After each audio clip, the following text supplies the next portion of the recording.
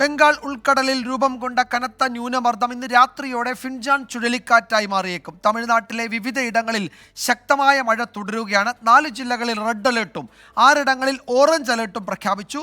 മുഹമ്മദ് റഹീസ് ചെന്നൈയിൽ നിന്ന് ഏറ്റവും പുതിയ വിവരങ്ങൾ നൽകും. റഹീസ്, എന്താണ് തമിഴ്നാട്ടിലെ സ്ഥിതി?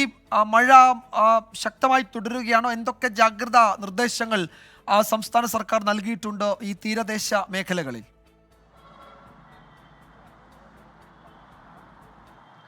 വിജയകുമാർ, ഇന്ന് വൈകിട്ടോട് കൂടിയായിരിക്കും ഈ അതിതീവ്ര ന്യൂനമർദ്ദം ഫിൻജാൽ ചുഴലിക്കാറ്റായി മാറുക എന്നാണ് ആദ്യഘട്ടത്തിൽ കാലാവസ്ഥാ നിരീക്ഷണ കേന്ദ്രത്തിൽ നിന്ന് ലഭിച്ച വിവരം. പക്ഷേ ഇന്ന് വൈകിട്ടും ഏറ്റവും അവസാനമായി പുറത്തിറക്കിയ അപ്ഡേറ്റിലും ഇനിയും 12 മണിക്കൂറിനുള്ളിലെ കൃത്യമായി ഇതൊരു ചുഴലിക്കാറ്റായി മാറുകയുള്ളൂ എന്ന് കാലാവസ്ഥാ നിരീക്ഷണ കേന്ദ്രം പറയുന്നു. നമ്മൾ അനൗദ്യോഗികമായി കാലാവസ്ഥാ നിരീക്ഷണ കേന്ദ്രത്തിലെ ചിലരോട് സംസാരിക്കുമ്പോൾ അവർക്ക് ഇതിനകത്തൊരു കൃത്യമായ ധാരണയില്ല. ഏത് സമയത്താണ് ഇത് ചുഴലിക്കാറ്റായി മാറുക എന്നുള്ളത് അത് കൃത്യമായി പ്രഡിക്റ്റ് ചെയ്യാൻ പറ്റില്ല. പക്ഷേ എങ്കിലും ഏകദേശം ഒരു സമയം, ചുഴലിക്കാറ്റിൻ്റെ രൂപം, അതിൻ്റെ തീവ്രത ഒക്കെ ഏറെക്കുറെ ഇവർക്ക് മുൻകൂട്ടി തന്നെ പറയാൻ കഴിയുന്നതാണ്. പക്ഷേ ഈ ചുഴലിക്കാറ്റിൻ്റെ തീവ്രത എത്ര ഉണ്ടാകും എന്നുള്ള കാര്യത്തിൽ, ഇത് എവിടെ കരതൊടും എന്നുള്ള കാര്യത്തിൽ പോലും കൃത്യമായിട്ടുള്ളൊരു ധാരണ അല്ലെങ്കിൽ ഒരു മുന്നറിയിപ്പിൻ്റെ സ്വഭാവം ഇതുവരെ വന്നിട്ടില്ല.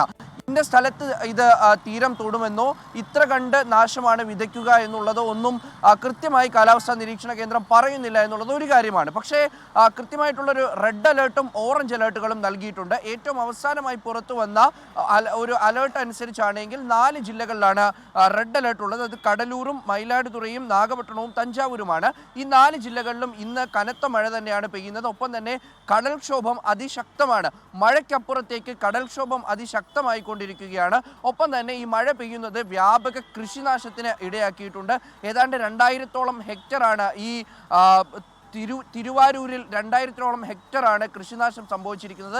അങ്ങനെ നാശം സംഭവിക്കുന്നുണ്ട്. ഒപ്പം തന്നെ പാമ്പനിൽ ശക്തമായിട്ടുള്ള കാറ്റാണ്, അവിടെയും നാശനഷ്ടങ്ങൾ സംഭവിക്കുന്നു. ഒരു വീട് തകർന്നിട്ടുണ്ട്. അപ്പോൾ അത്തരത്തിൽ ഇപ്പോഴേ ചില കാഷ്വാലിറ്റീസ്, ചില നാശനഷ്ടങ്ങളൊക്കെയും ഉണ്ടായി തുടങ്ങിയിട്ടുണ്ട്. പക്ഷേ അതിതീവ്ര ന്യൂനമർദ്ദം എപ്പോൾ ചുഴലിക്കാറ്റായി മാറും എന്നുള്ള കാര്യത്തിൽ ഇപ്പോഴും ഒരു വ്യക്തത വന്നിട്ടില്ല എന്നുള്ളതാണ് എടുത്തു പറയേണ്ട ഒന്ന്. അങ്ങനെ ഒരു ജാഗ്രതാ നിർദ്ദേശം നൽകി മുന്നോട്ട് പോകുന്നുണ്ട് സർക്കാർ. അതിൻ്റെ മുന്നൊരുക്കങ്ങൾ നടത്തുന്നുണ്ട്. ഒപ്പം തന്നെ പുതുച്ചേരി മുഖ്യമന്ത്രി ഇന്ന് നേരിട്ട് മുന്നൊരുക്കങ്ങൾക്ക് പുതുച്ചേരിയിലും ആന്ധ്രാപ്രദേശിലും ഒക്കെ മഴ ശക്തമാകുമെന്നാണ് പറഞ്ഞിരിക്കുന്നത്. അവിടെയും ഇടപെടൽ നടത്തിയിട്ടുണ്ട്. മുഖ്യമന്ത്രി ഉദയനിധി സ്റ്റാലിനും മുഖ്യമന്ത്രി എം കെ സ്റ്റാലിനും ഉപമുഖ്യമന്ത്രി ഉദയനിധി സ്റ്റാലിനും നേരിട്ട് ഫീൽഡിലെത്തിയാണ് കാര്യങ്ങളുടെ മുന്നൊരുക്കമൊക്കെ നടത്തിക്കൊണ്ടിരിക്കുന്നത്. അപ്പോൾ അത്തരത്തിൽ സർക്കാർ ഒരുങ്ങിയിട്ടുണ്ട്.